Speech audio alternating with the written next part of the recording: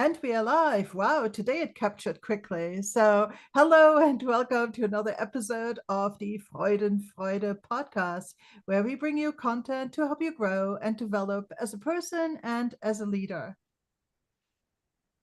Hello, I'm Sandra Corona, And I am Claudia, and we and we are are coaches. coaches. There you go. We are coaches. Yes. So I am a coach for neurodiverse professionals, for leaders, and for young professionals. Okay, And fantastic. Claudia? Oh, and I do help professionals, leaders, as well as their teams get to the root of their problems and custom craft solutions so that they can thrive. That out of the way, today we have an interesting topic for you, and it's the API model, where A stands for authority, P for presence, and I for impact. It's the authority, presence, impact model. And it might come to some a little bit like something quite theoretical, but it really isn't. And before we start, I hand it over to you, Sandra. I heard the following way, or this is the way that I like to think about it. Authority is what happens before you enter the room. Presence is what happens when you're in the room. And impact is what happens after you leave the room. Does that Yes. resonate with you? I was looking through a couple of models or their interpretation of the models, and there's this triangle, right? And one of them says that authority is past. And I think I kind of understand why they're considering it past or something in the past. Then presence is the present and impact is the future. I'm assuming that authority is past because this is somebody that has established themselves as an authority figure. So therefore, when you walk into a room, the present, they already know who you are, and therefore they're going to respect you based on what you have created in the past, right? But what you were saying is that authority is, what did you say? What is it? What happens before you enter the room? And I think it's absolutely in line with what you said. It's the reputation, which in turn then affects the expectations of the people that are in the room. Mm-hmm. They have heard of you. Maybe you established yourself as a subject matter expert. Maybe you established as somebody who is very resilient, who has can deal with conflict resolution in Right. an astute way, and so on. So Right. first of all, it might lead to why you're in the room in the first place. Okay, why did you get invited? Why are you even considered here? Yeah. And then, presence to me is first of all, I think the energy you bring into a room, that for me has a lot to do with this presence. How do you show up? How do you behave? What's your demeanor? And then, of course, how do you communicate? How do Mm-hmm. you then tackle the others? How do you deal with the dynamics of the team or the group that you're working with, etc.? So there's a lot to be said about presence. But yes, that is in the moment, in the present, right? At some Yeah. point, you're going to leave the room, and hopefully, the very fact that you were there leaves an impact. Yes. Right. Yes. That is what we all aspire, right? The question is, and this is something that I was thinking, like, I love the model, and I think if it's fair to say, or it's important to mention that the model was created by Hawkins. What's his first name? It's Peter David, Hawkins. Peter Hawkins, yes. Yes. So, and it's from his book, Leadership Team Coaching, Developing Collective transformational leadership. So I think it's fair enough to mention it. Why? Because I was looking into this being kind of like the continuation of the process, but it does. I haven't read the book, so maybe you have. Have you? Partly, yes. Okay, so correct me if I'm wrong, and I think it's important because maybe this will lead to people to read the book. Does it mention how can you create, how can you build API? It doesn't go into great detail because it mostly focuses on other ways of that are more team coaching specific. But and I would really need to look specifically into that.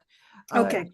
right, but because uh, I really think that the big nugget that I got out of it when it was presented to me, and I studied also with Peter Hawken, and he, uh, he said that it is very important also for us to recognize that there's stages, that there's Mm-hmm. these stages, Mm-hmm. and to give in attention to all three.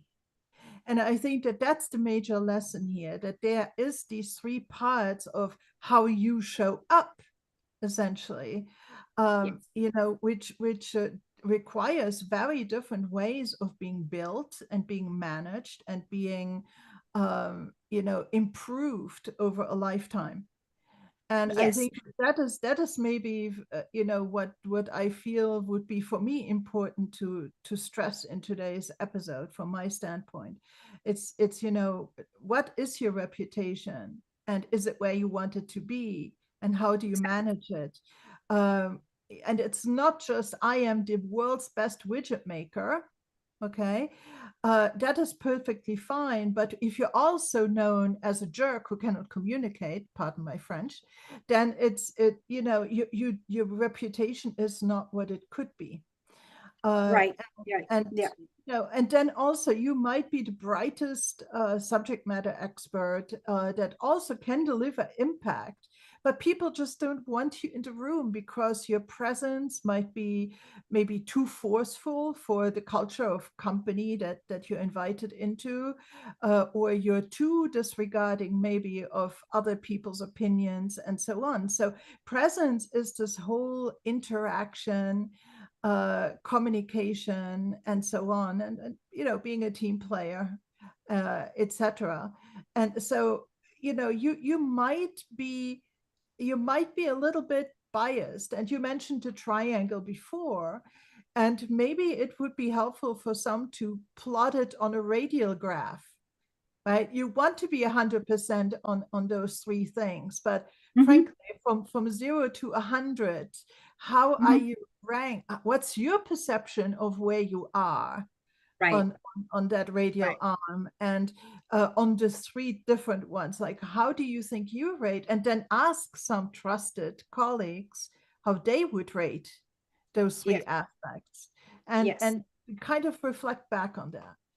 Okay. So the answer is no, right? The answer is he doesn't talk about how you build it up because, like you say, this is about team coaching. This is about helping others work with what they have and what they've built up with time. Because supposedly, you're supposed to develop these with time, right? You're supposed to have the right school to know who you are, because let's think about this. Authority, this model is about who you are versus who you want to be, who do people think you are, or who you should be. This is about you knowing who you are in order for the model to work. This is how I see it. And now I'm very interested about reading his book. I'm not a very big fan about Peter Hawkins. I'm going to be very honest, but there's surely a lot of wisdom in his words, which is why he is who he is. So now I'm curious, thanks to this model, to read his book. Why? Because I believe about building people up, because we talk about all these things about coaching and this and that, and then people like I did. I put myself in the position where I was 5 years ago in asking, but how? Nobody talks to you about how to do this because not everybody is brought up with the right tools to exist and do the things that we hope they can achieve, the greatness that they're meant to be, right? Mhm. And so when I put myself in that position as to, but how, that is my purpose in life, to help people and say, look, these are the tools, this is how you're going to do it, and let me know if this is, we're going on the right path, right? Because I don't know who they want to be, but that's also a very big question, right? The question here is, do you know who you are in order for you to follow this model? Because like you said, you can be a very big jerk, you can have a very big presence, but you can be a jerk. You don't know how to communicate. And you've been teaching me this a lot, saying, um, uh, in the worst of the times when you're supposed to know how to react is when we least communicate, Right, right? right, And right. so, I think the API model is part of that. Like, do you know who you are in order for you to create impact? We were talking about the videos that I've been watching. I've been entertaining myself, right, with YouTube videos about cultures. I'm not going to mention which culture, but eventually we have to be a little bit more specific, but not today. Um, there's certain cultures that they want to be remembered. They want to create the impact. They want to create the presence, but it's never necessarily the right presence and the right impact. It's unfortunate. It is always negative in the videos that I see, Right. not in general, because Right, yeah. right. But here, let's not judge, right? I mean, how No. people decide to do this is ultimately up to them. Okay, so I find this model interesting because it's just three separate but very interlinked lenses through which we can self-reflect. And, it's very conceivable, I think, to a lot of leadership coaches that they would indeed ask these questions to their clients, right? What do you think your reputation, your authority Yeah. is? What Mhm. precedes you before Mhm. you walk into a room? What do people know about you? How are you Mhm. perceived, Mhm. at a distance? Let's say you haven't entered the room yet. And then the next lens would be like, what's your interaction like, and so on, like what we said before. And then, how skilled are you in creating impact? And Mhm. that even extends to what extent are you able to take credit? To what extent are you able to, uh, you know, take ownership of impactful initiatives and things like that, right? Mhm. Because Mhm. rarely do we just enter the room, solve something, leave, right? I mean, that's Yes. kind of a thing. But if we think of it as a larger black box that you walk into, exist in, and then exit, I think that it's really quite a nice way of thinking about it. And obviously, they're all interlinked because the more impactful you are over time, the bigger your reputation grows. The more work you put in, the better your executive presence, for instance, is going to develop. And sometimes it develops because of the reputation that you're resting on, right? So Yeah. if you have a good reputation, you might stay aligned with that reputation. And it will give you confidence because frankly the reputation is going to set expectations in the people in the room, in the others. They might already defer to you in a certain way just because of your reputation. And so I think that all these three things really are quite interlinked. And I think therefore it's a very powerful model to say.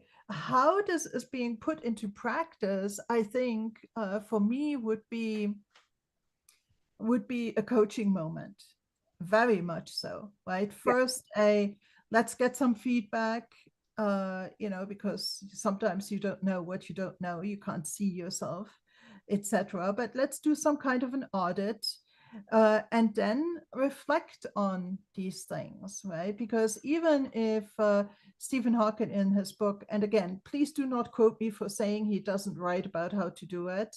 I take this on my shoulders that I say I don't remember. Okay. Okay.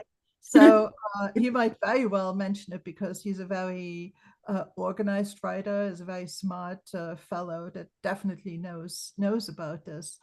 Um, but I think that it's ultimately up to the person to figure this out, because Mm-hmm. every situation, every context is different. Mm-hmm. And but I think this reflection is going to be a nice starting point for discussion, and then a future development plan, right, on how to address certain things that you diagnose as not optimal yet. Okay. Okay. Okay. For me as a coach, I have the obligation to point out, like you said, not to criticize, not to judge, but rather to say that I believe that regardless of who you are, it is ingrained in our DNA to want to achieve greatness. Okay. We all want to be these, I'm forgetting the word. I wanted to find it, but I couldn't. I can't focus on two things at the same time. But the philosophers say that one of the biggest things about humans, males in that time, right? They did everything was referred to as in the male gender, but they were talking about in general of humanity. It was about being almost holy, right? I can't remember the word. I'm sorry. I apologize for using that word, but that is what comes to mind. It's similar to what I want to say. Anyways, now the problem that I think, because it's ingrained in our DNA as humans to achieve greatness, it is confused with power, right? And how you perceive the power has to be achieved.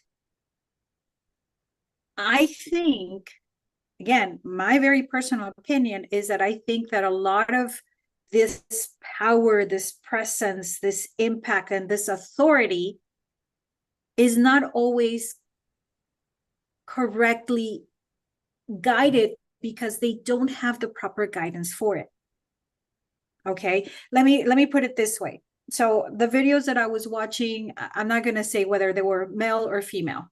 I'm just going to say that when you look at them, they say, oh, I know that I look great, or I know who I am, and their presence and everything else. Like you said, when you look at them, you're like, are you sure you're a person of impact? Are you sure that you are a person of greatness? Are you sure that this is how you're going to achieve it?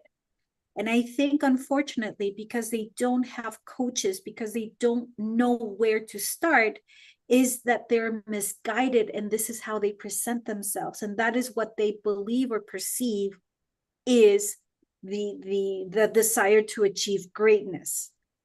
Okay.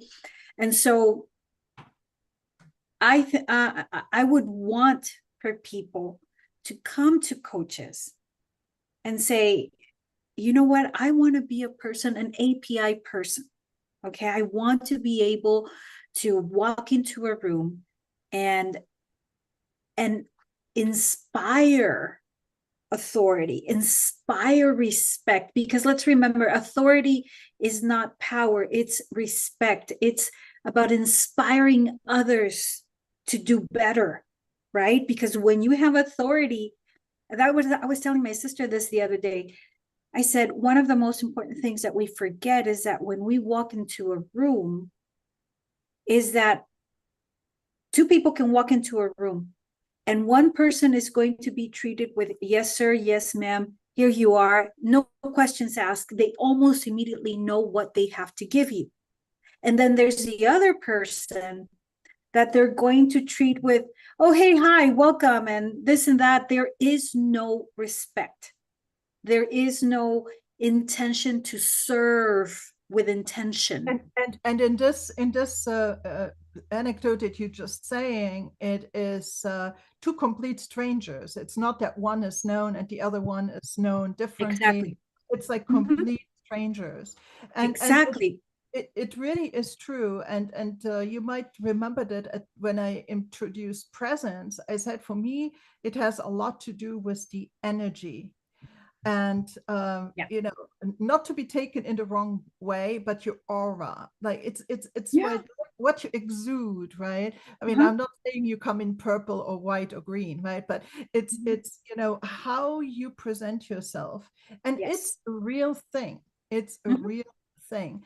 Yes. And it's maybe some people are more or less sensitive to perceiving this shift in the air, sometimes Yeah. even in the room.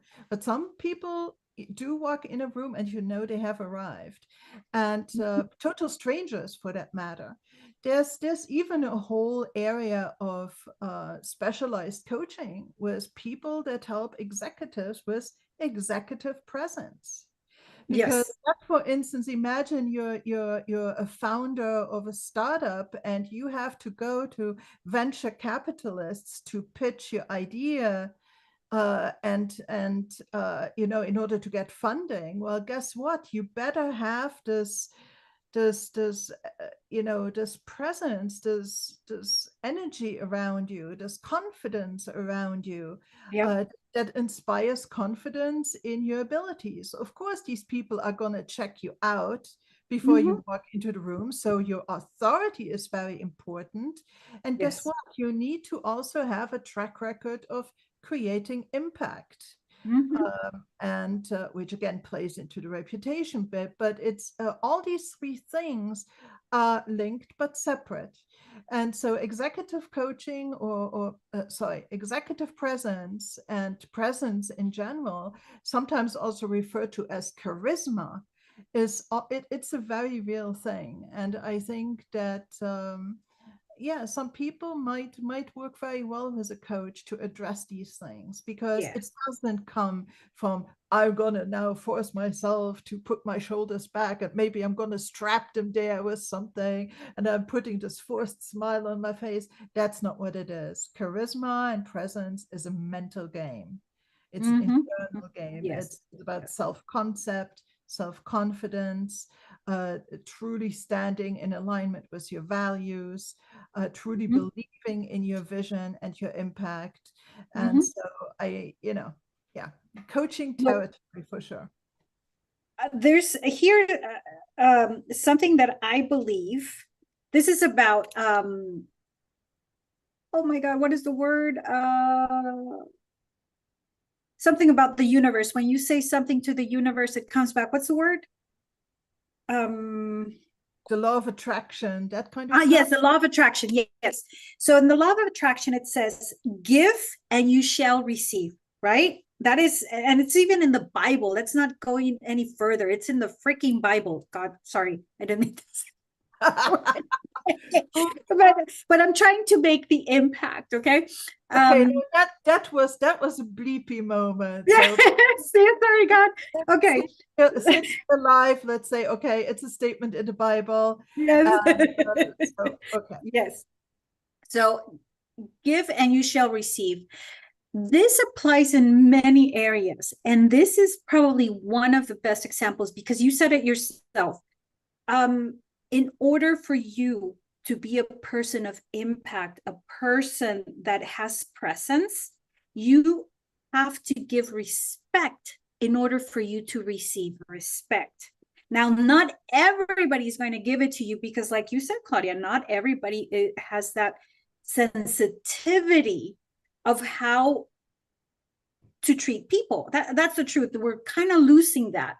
So if you want this to be revived, I think we have to uh, practice this on an everyday thing. And I was thinking about how I behaved yesterday, because I always think about the presence that I'm leaving behind, right?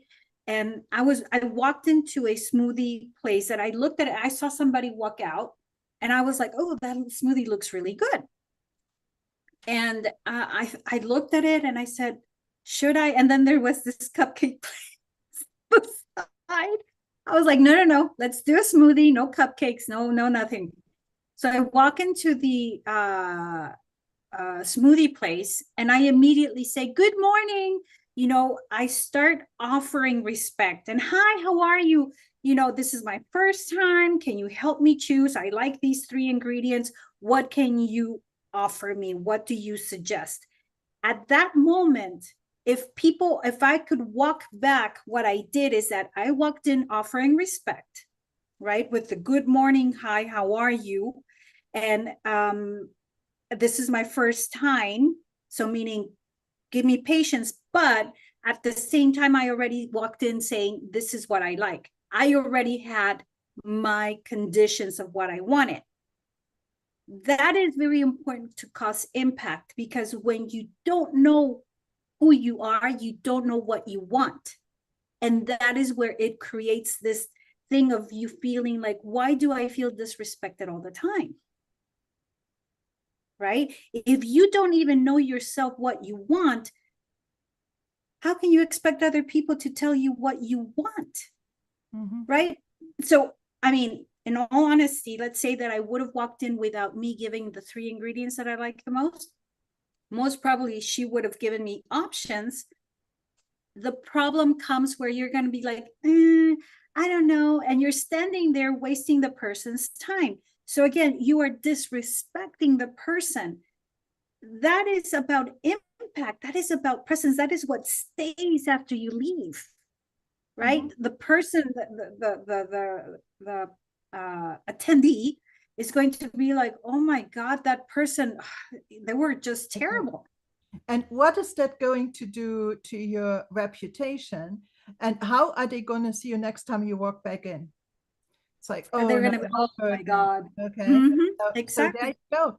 And it's going to take effort to repair that presence part and rebuild Mm-hmm. that reputation later on.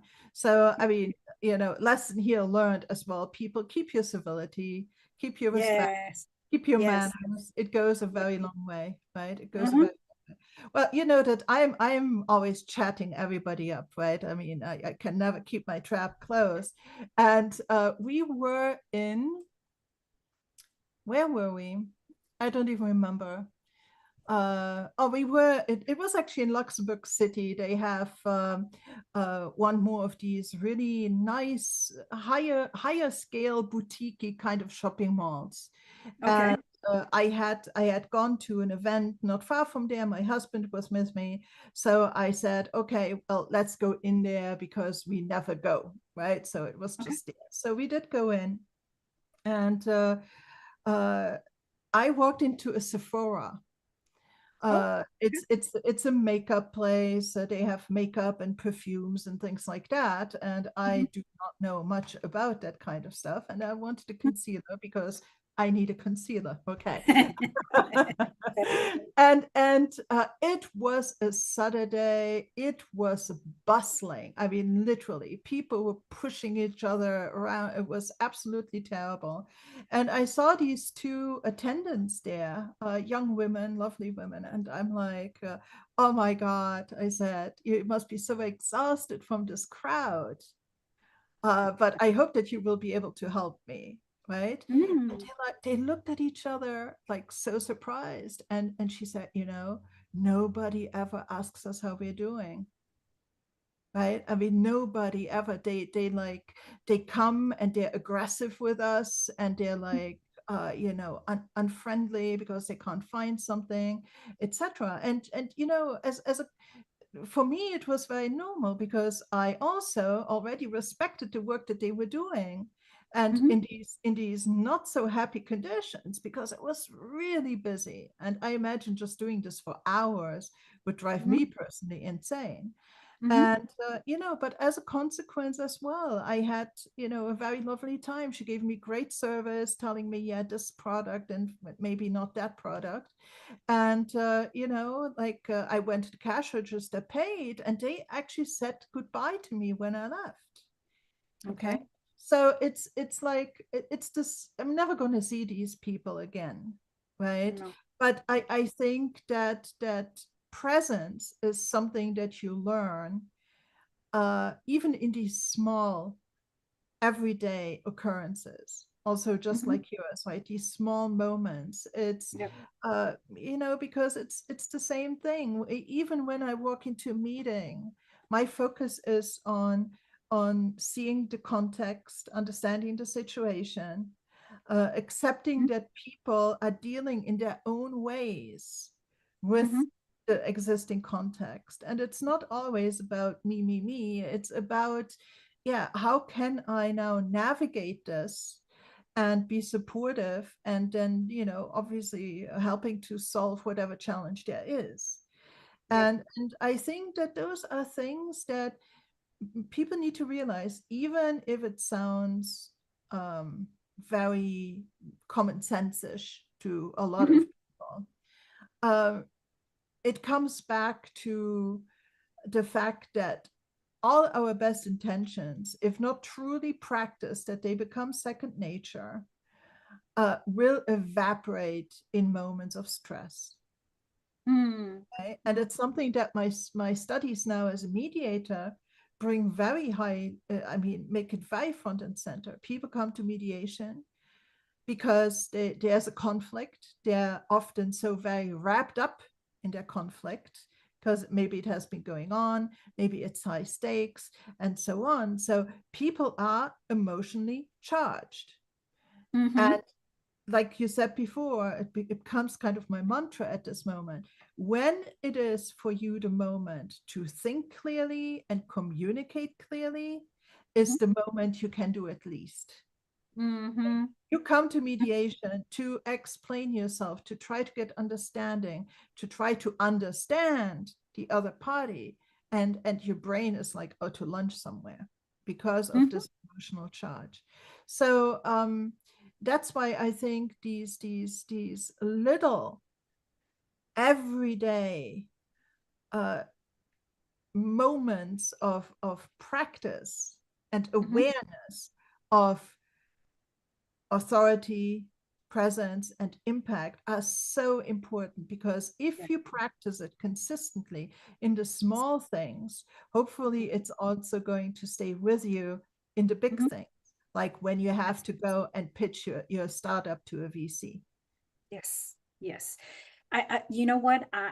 As I look into more of these situations, and I watch, for example, Shark Tank, you can clearly see who are the ones that get the deals. And these are people that are assertive, that can set somebody in place without being offensive. Because I was watching one, the London one, and I was like, because one of them tried to be smart. They were offering, just to give you an example, they were selling this machine that was made for athletes, the massager. Okay. And they were talking about how great and all this kind of stuff. And then this guy comes and says, well, I'm tired of this. People like you selling us these massagers. I get these free in the mail all the time, and they're just there building up dust in a corner. And the girl, or the lady, I'm sorry, the lady was like, with all due respect, this is not for you. This is for high end athletes, for people that run marathons, that do the Ironman, that do builder lifting. I can't remember right now. The ones that have, Bodybuilding. yeah, Body. bodybuilding. Exactly. Yes, exactly. Bodybuilding. Um, and she started saying, all of these people that need the relief after the end of the day, that they go into their ice buckets and all this kind of stuff. And immediately you saw the guy was like, Like he was shut down with all respect, without being offensive, and with leaving the clarity that, yeah, I understand what you're saying, but let's be honest, you are not an athlete. So therefore, for you, it's not important. This is our market and this is our research. And based on our research, this is what we're giving you. And then the other uh sharks, they were laughing because they were like, yeah, next time you need to think what you're saying, because I saw it as disrespectful to the woman, because it's always considered that women um, don't have the response, the quick response, or the ability to think on their toes. Not all of them. Okay, let's remember, this is a generalized idea based on what I've seen. But this woman came back with a quick smile, yet very, very quick and very respectful to say, this is this, and this. Mhm. And that is what we forget. And I think the reason why I focus on young leadership is because if younger people came to coaches and said, look, the other day somebody asked me, how many people have I dated? And I said this much, and they started laughing. They started humiliating me. They started saying this and that. And all I could do was respond with a smile. And I feel now very bad. What can I do? And how can I start communicating better? And in that respect, you can say, well, first of all, you don't need to respond. Number one, you don't need to put yourself in that position. And then you start explaining to people and guiding them into, okay, well, this is not what you want. Okay, let's start building you. We need to start with the young minds nowadays.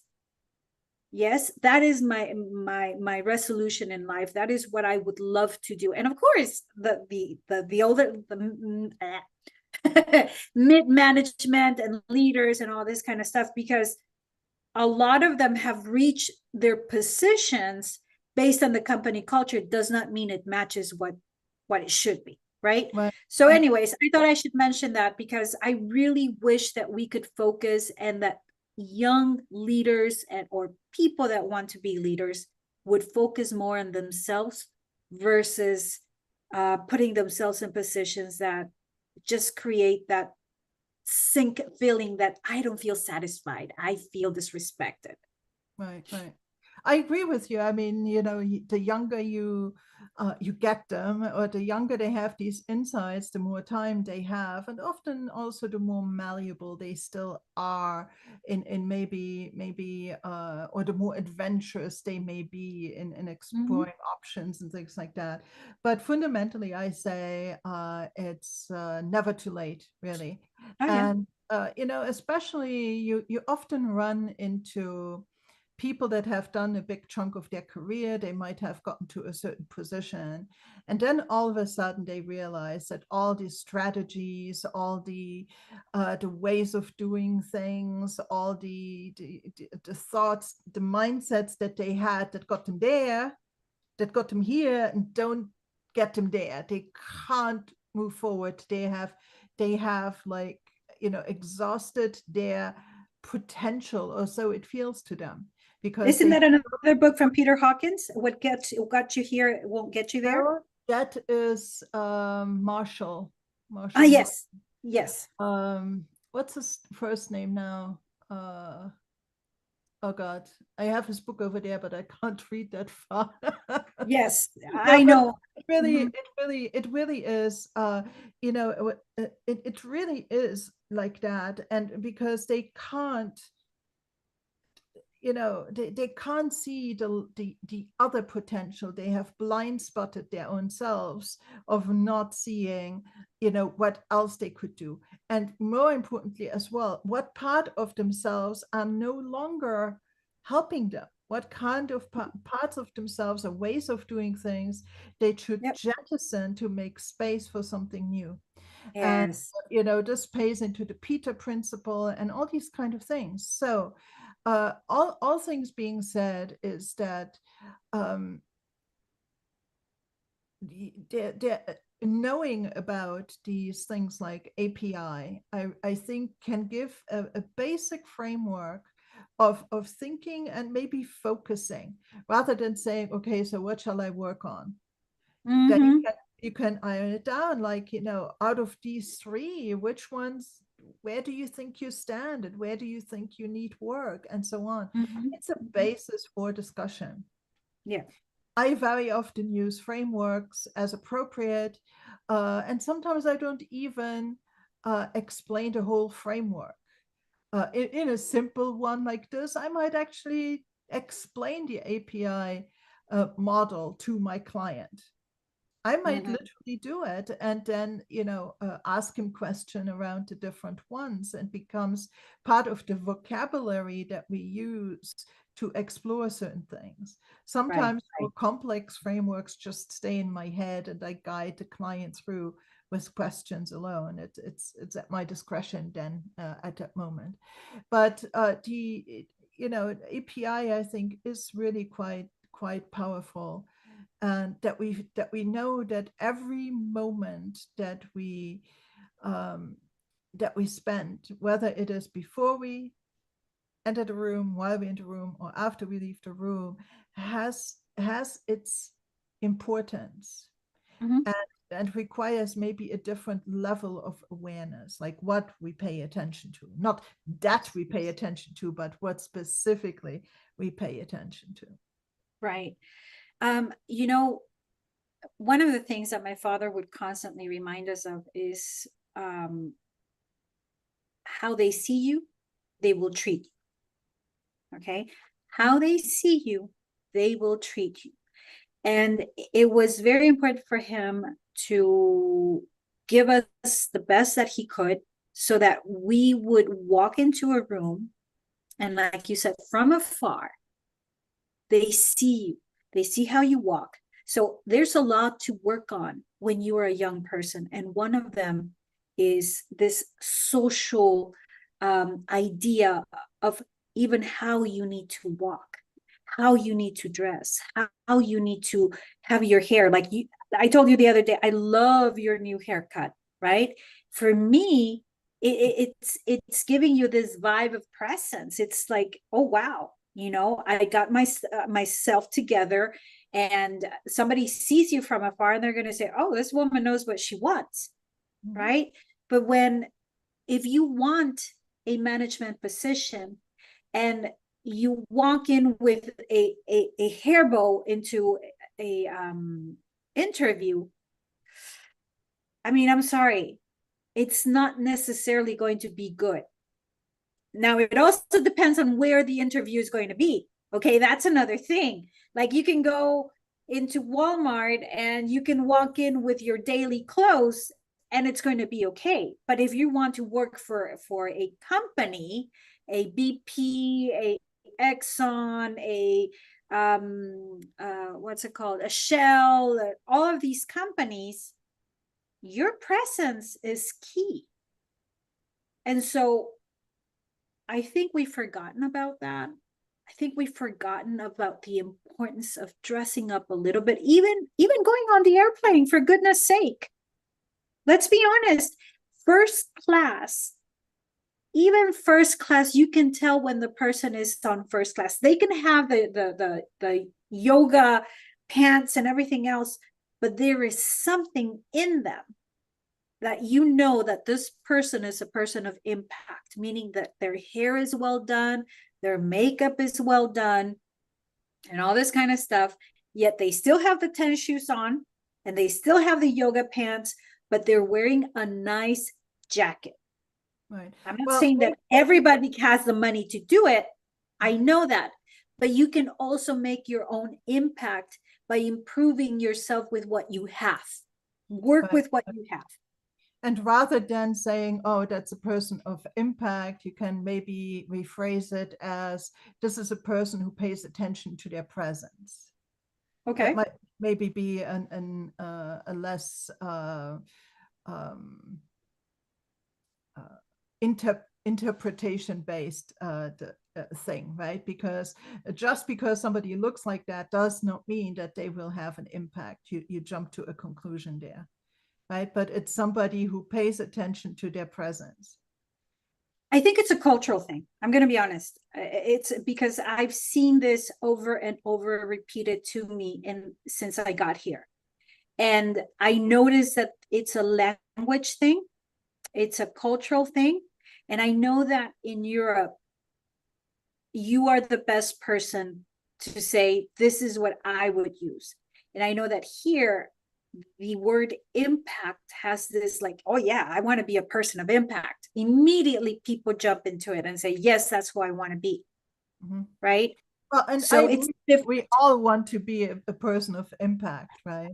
Okay. And I mean, I really think deep down, even as humans, I think, leaving a legacy is deeply entrenched in And many how are parts. you leaving your legacy? Please share.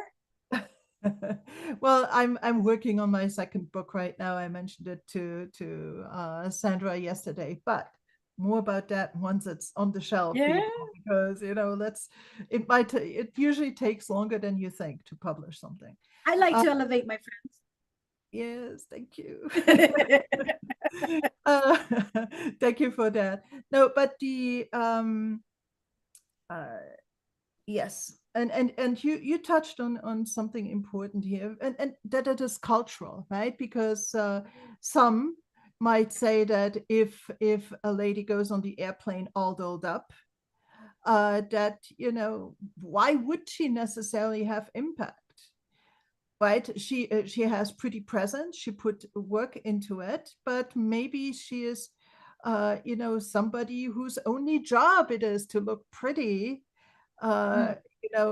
because she's a trophy wife, or I don't know. I don't want to generalize here in any way or be pejorative. People can get a lot of satisfaction out of dressing up and presenting them a certain way, and that's absolutely okay with them. But there's a natural tendency, I think, to think that people that look well put together, that look rich, looking rich, right? That they naturally have a higher power, that they naturally are able to create a larger impact. And I'm that one who says like, okay, well, where's the proof of that? So I would not necessarily immediately buy into the stereotype.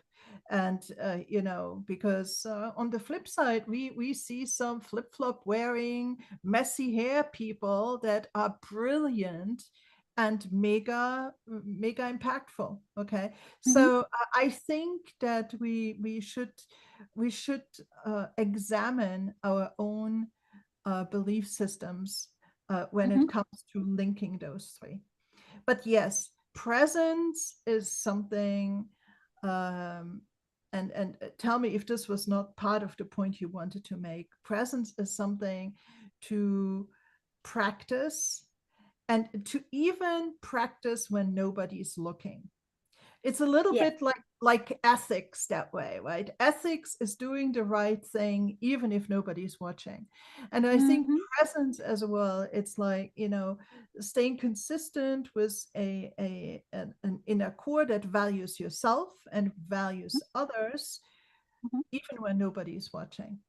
And that it transcends everything, the way that you interact via email, the way that you think about other people, the way that you say hello, and I think the way that you sit with yourself is going to be impacted by your sense of presence. You will feel more present, you will feel more, sorry about the word, but it popped into my head, important. You will feel more a different energy, like it matters. Like it matters. Exactly. The energy that you produce being slushed is not the same energy that you're going to produce standing up. And that's the truth. Like when you and I are practicing, when you and I are working with a client, one of the first few things that we ask is, Are you standing up? Are you sitting down? How does it feel? Can you shift? And we start moving the person, because that is part of the energy of how they feel. Why do they feel how they feel? And what can they do to change it, which is normally always about moving and changing positions.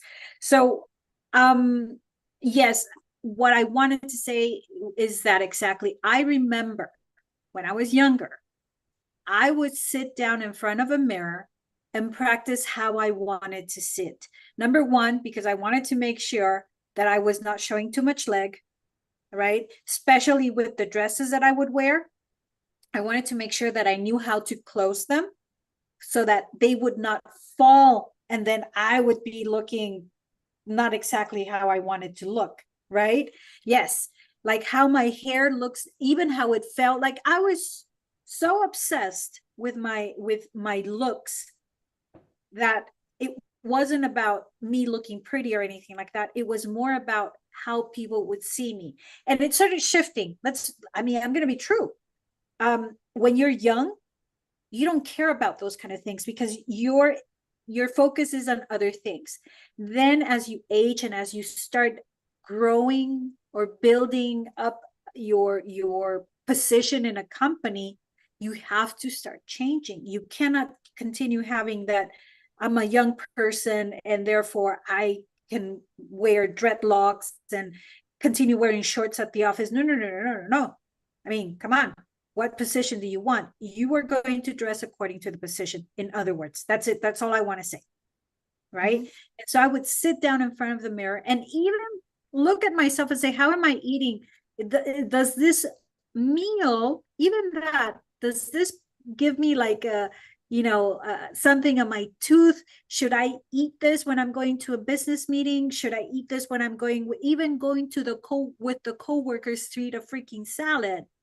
Was so important for me to make sure that I chose the right ingredients so that I would not end up with a cilantro here on my tooth. Yeah, it was too much pressure. I have to say, I overdid it, but that is where I was going. Yes, people would ideally practice who they want to be. And if that is not, and if in the practice, you find out that you can do better, well, by all means, but you will never know until you write it down. Like how many times you and I write down things and we immediately find clarity of mind that we're like, oh yeah, this is what I wanted to say. Or, oh no, that's not exactly what I wanted to say, right? So practicing is very important. And sorry, I just want to say this last thing. When we bought the car, I had to put the car inside the garage. And I was so nervous. This is in Saudi Arabia. I was so nervous that I told Rodrigo I couldn't do it. I can't. And one day, Rodrigo said, you're going to do it today. And I was so upset. I was like, how do you want me to do it? Why do you want me to do it now? This and that and that and that. Well, I did it.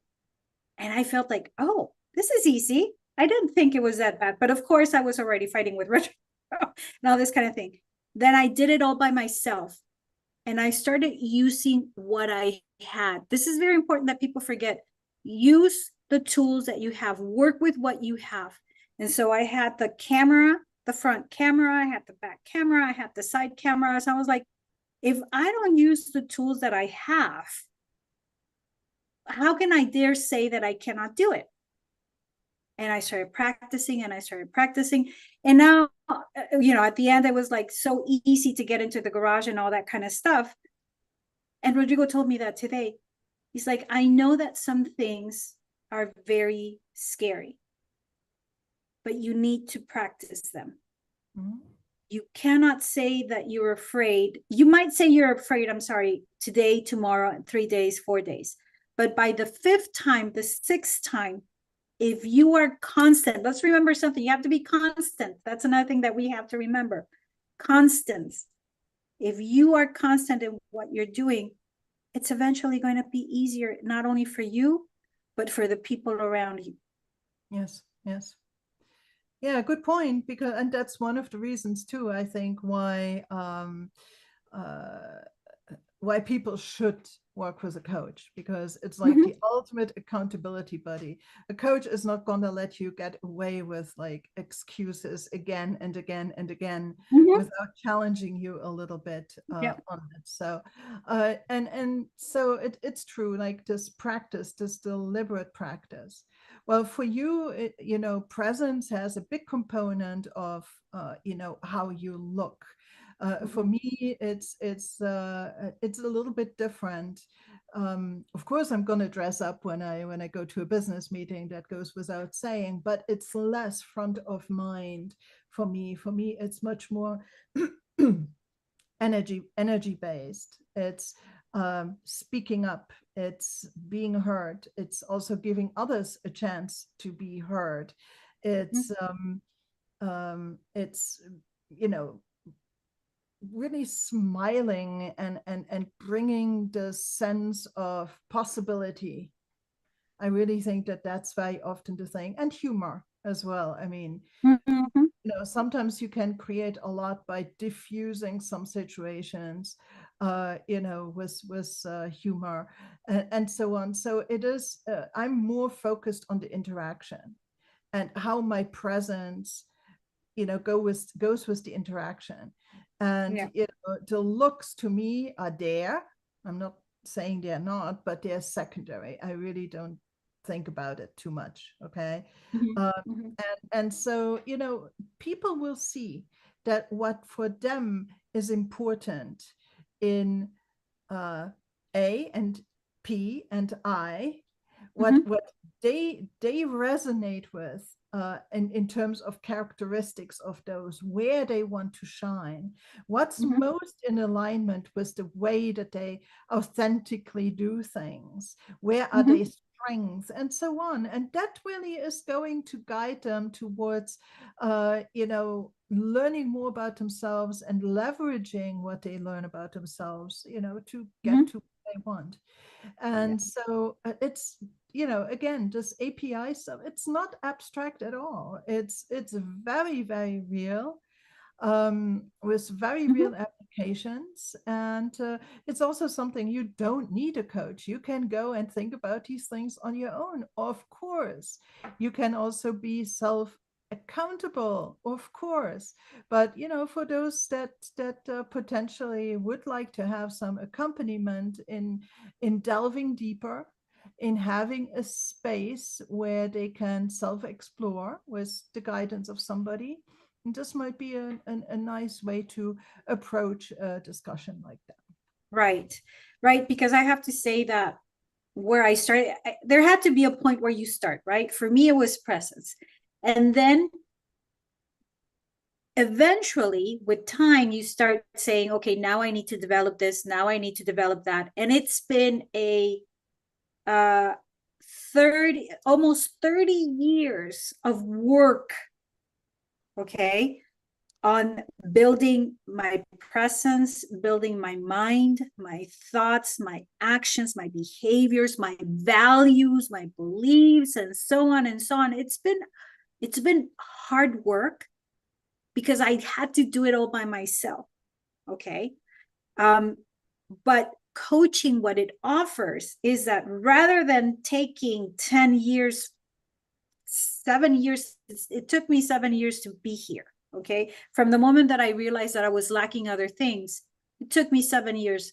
Not everybody has 7 years, Mm. right? So I'm not saying that coaching is like speed dating, but it does take you to the right path. Like it takes you here It's rather than life, to right? make you do all of this, right? Zigzagging around and then looping and then going back again. No, it Right. feels a little bit So, more constant. Exactly. Like this is where I need to go, and A, B, C, D. Sometimes, yeah, you're gonna jump here, but then you're gonna go back, and all of this, but it has a logic. It's so important what coaching can do. And I wish I would have known all of this. yes, well, you do now, so be grateful. I do now. Oh, but it's also the really high potential people. they are already busy. They are Ah, pulled yes. in 100 million different directions. They are full of drive for even more things and different things. And uh, you know, And let's the remember, they started young. They were trained by their parents watching them do all these things. So right. I they mean, started comes young. from it comes from somewhere, right? Yeah. But what happens is that very often in the pursuit of these things, they forget about the self-reflective piece. They forget Yes. about the time out, this gift that you give to yourself to really look inside and to take a step back and really take a sharp look and not turn away necessarily from the uncomfortable, because that's what the Mm-hmm. coach is there for as well, right? To hold Mm-hmm. you to it, not to let these excuses that your brain dreams up to do anything but think about this get in the way, and Mm-hmm. do that in a safe, confidential place. Perfect. Yes. Shall we wrap it there for today? Yep. Perfect. Yes. Earlier, I was looking down as you were talking about just shoulders back and that it would really already change your energy. It was Yeah. Amy Cuddy. I couldn't remember her name. Amy Cuddy has this beautiful TED talk about the power poses, and Okay. so maybe you can look at it at some point, and how just assuming like the superwoman pose and things like that for a Yes. couple minutes before you go into the meeting can indeed change your energy. Yes, people So follow that advice. Yes. they Yes. did they did research on that. So Yeah. that was that. So thank you everybody for watching. We have gone for an hour yet again. We always get to it. We always say if it's shorter, it's going to be Yeah. okay. But we always end up there roughly. Yes. So thank you for listening in. I hope there was Thank some you, everybody. interesting stuff in here that brought you value. If you like what you hear, please show the channel some love by subscribing or otherwise engaging with the content. If you have stories to share related to this, please put it in the comments. Mm-hmm. Also, if you want to get in touch with either Sandra or myself, our contact information are included in the show notes together with this video. And Yes. otherwise, we will be back with definitely more Yes. next week. So Yes. Thank you you so take much, care, Claudia. It everybody. was Thank lovely you. talking to you about this. And thank you, everybody, for watching. Bye. Bye. Bye, Sandra. Bye, everybody.